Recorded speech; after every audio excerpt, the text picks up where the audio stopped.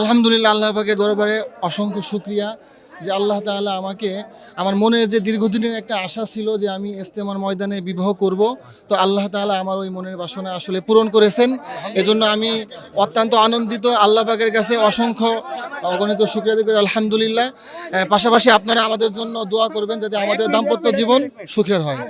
আলহামদুলিল্লাহ, খুব ভালো। ওটা সুন্নত তরিকে বিয়ে হলো। হ্যাঁ, আমি তো মহারানা 2 লক্ষ টাকা নগদ দিয়ে দিলাম। ইজতেমা তো এটা বরকতময় জায়গা, এখানে অবশ্যই একটা বরকতের জায়গা, এখানে ইনশাল্লাহ বরকতময় হবে। আল্লাহ পাকের নবী করিম সাল্লাল্লাহু আলাইহি ওয়াসাল্লাম তরিকা অনুযায়ী আমি বিয়ে পড়াইলাম ছেলেকে। আচ্ছা, আপনি কি সন্তুষ্ট? হ্যাঁ, আলহামদুলিল্লাহ, খুব সন্তুষ্ট। হ্যাঁ, ছেলের জন্য কি দোয়া করছেন? অবশ্যই ছেলের জন্য দোয়া করবো না? দাম্পত্য জীবন যেন আল্লাহ পাক সুখী করে। তো আমাদের এবারে টঙ্গী 58তম বিশ্ব ইজতেমার প্রথম ধাপে, যা কিনা শুরাই নিজামের অধীনে অনুষ্ঠিত হচ্ছে, প্রথম ধাপে আজ আসরের পরে আমাদের এই বিবাহের আমলটি সম্পূর্ণ হয়েছে। এ পর্যন্ত আমাদের 63টি বিবাহ সম্পূর্ণ হয়। আমাদের ভারতের মাওলানা জুবাইরুল হাসান সাহেব রহমতুল্লাহ আলী, যিনি শেষ হজরত রহমতুল্লাহ আলী জমানা থেকে এই আমলটি করে আসছিলেন, এখন তার ইন্তেকালের পরে তার ছেলে মাওলানা জুহাইরুল হাসান সাহেব রহমতুল্লাহ আলী তিনি করে আসছেন।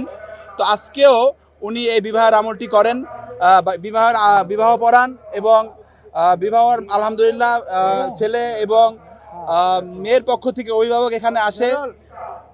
মেয়ের এজেন্ডা সহ, অর্থাৎ তার সম্মতি নিয়ে অমুকের মেয়ের সাথে অমুকের ছেলের বিবাহের জন্য আপনি কবুল বলছেন কিনা ছেলের কাছে প্রস্তাব রাখা হয়। ছেলে কবুল বলে তো আলহামদুলিল্লাহ এবার বিয়ে হয়ে যায় এবং বিবাহের পরে খুতবা পড়া হয়, খেজুর ছিটানো হয় এবং সর্বশেষ দোয়া হয় আলহামদুলিল্লাহ।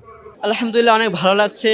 বাবা মার ইচ্ছা ছিল, আব্বু আম্মু আগে থেকে বলতেন যে আপুকে বিয়ে এই জায়গায় দেওয়ার কথা ছিল, আপুরটা হয়নি। এখন আমি একমাত্র ছেলে, বাবা মার ইচ্ছা ছিল যে আমার এই জায়গায় হবে, আলেমুল আমার দোয়া নেব।